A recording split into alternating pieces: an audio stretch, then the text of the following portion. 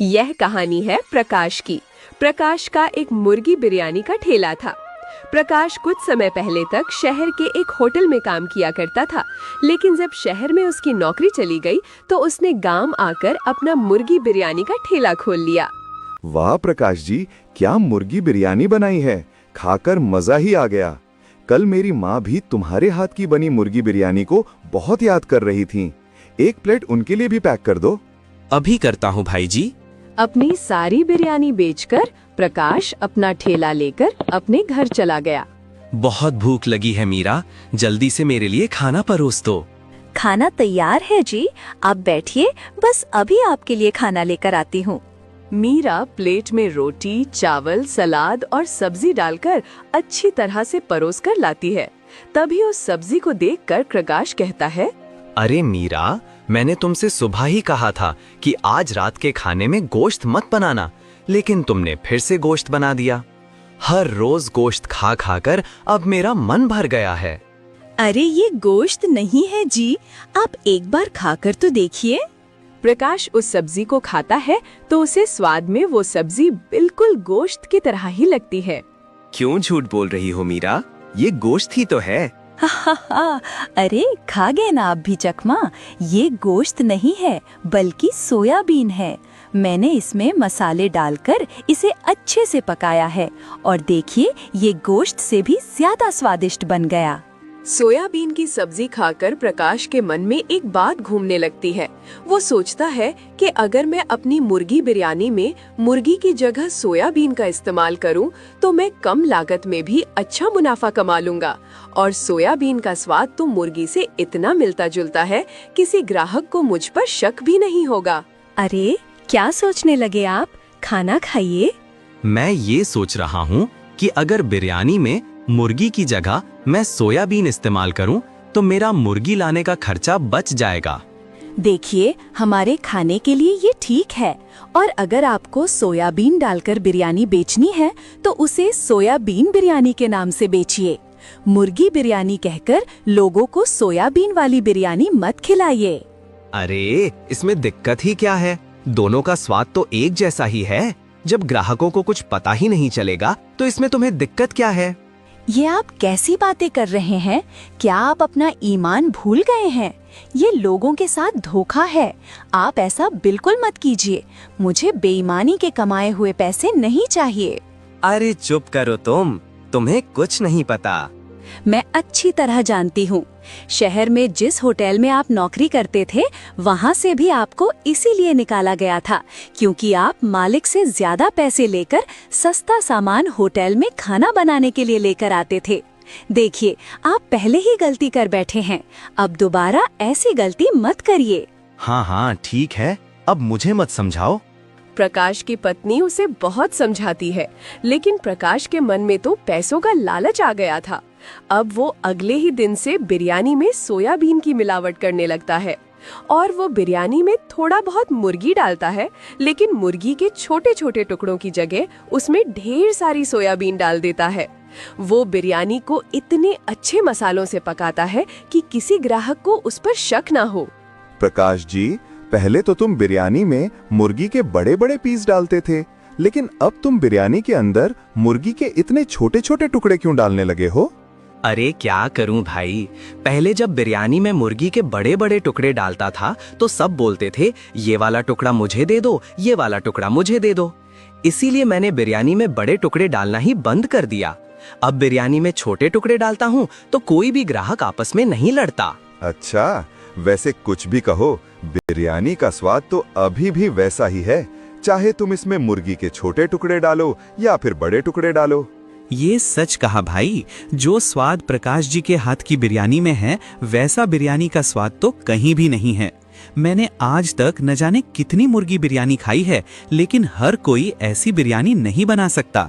मैं दूसरे कस्बे से प्रकाश जी के हाथ की बिरयानी खाने आता हूँ, तो सोच लो इनकी बिरयानी में कितना स्वाद है। ग्राहकों की तारीफ सुनकर प्रकाश का लालच और बढ़ जाता है। उसने बिरयानी के दाम भी बढ़ा दिए।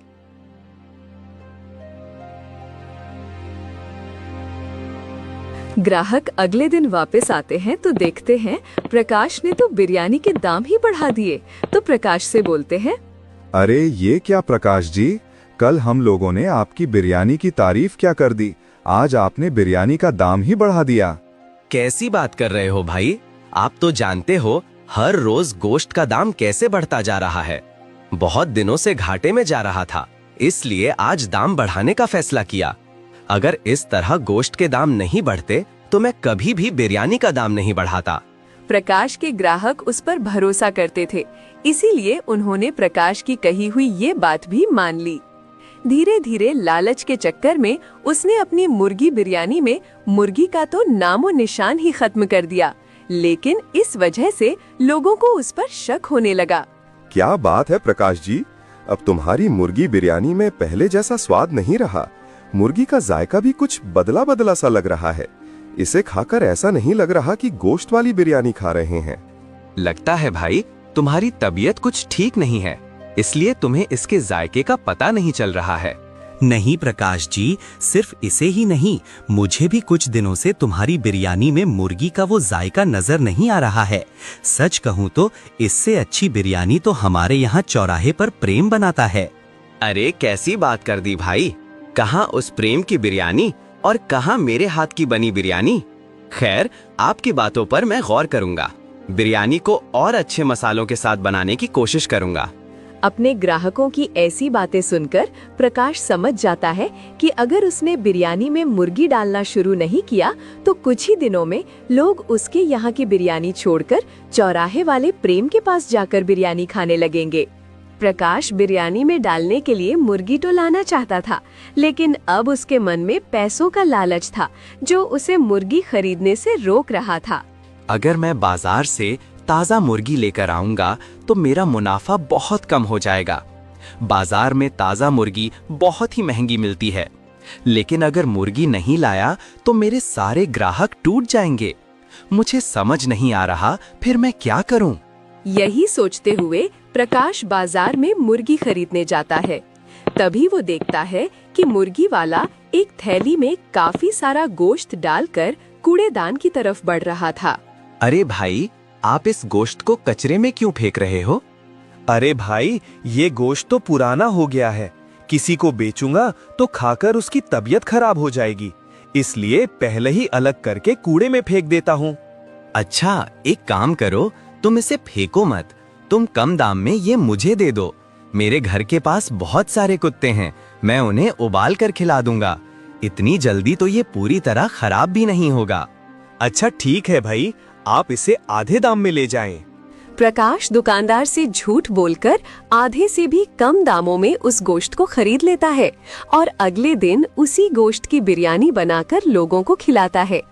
अब हर रोज प्रकाश किसी न किसी दुकान वाले से कम दाम में खराब गोश्त लाता है और उसकी बिरयानी बनाकर लोगों को खिला देता है, जिस वजह से धीरे धीरे उसकी बिरयानी का स्वाद बिगड़ने लगा।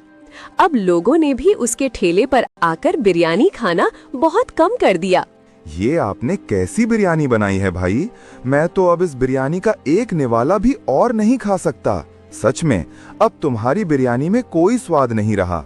इससे अच्छा तो हम खुद घर पर ही बना लेते। चलो हम प्रेम के पास चलकर ही बिरयानी खा लेते हैं। उस दिन प्रकाश के ठेले की आधी बिरयानी भी नहीं बिकती। वो अपना ठेला लेकर घर आ जाता है और बिरयानी की हांडी को घर के अंदर रख देता है। उसकी पत्नी उसके लिए खाना परोसती है तो वो खाना खाकर जल्दी से सो जाता है। मम्मी जी, ओ मम्मी जी, मेरा बिरयानी खाने का बहुत मन कर रहा है, मुझे बिरयानी खाने को दो ना। बेटा, मैंने तो बिरयानी नहीं बनाई, तेरे पिताजी के ठेले की हांडी वहाँ रखी है, जाकर देख ले उसके अंदर बिरयानी बची है क्या। प्रकाश का बेटा सोनू हांडी में देखता है तो उसे काफी सारी बिरयानी बची नजर आती है। मीरा हांडी में से बिरयानी निकालकर उसे खाने के लिए देती है। सोनू बड़ा ही खुश होकर बिरयानी खाता है, लेकिन बिरयानी खाने के थोड़ी ही देर बाद उसके पेट में अचानक दर्द उठता है। मीरा और प्रकाश उसे तुरंत लेकर डॉक्टर के पास जाते हैं। देखिए, खराब खाना खाने की वजह से आपके बेटे को फूड पॉइजनिंग हो गई है। अच्छा हुआ आप उसे समय पर मेरे अस्पताल में ले आए, वरना उसकी तबीयत बहुत ज्यादा खराब हो जाती। आप उसके खाने पीने का जरा ध्यान रखा कीजिए। बाहर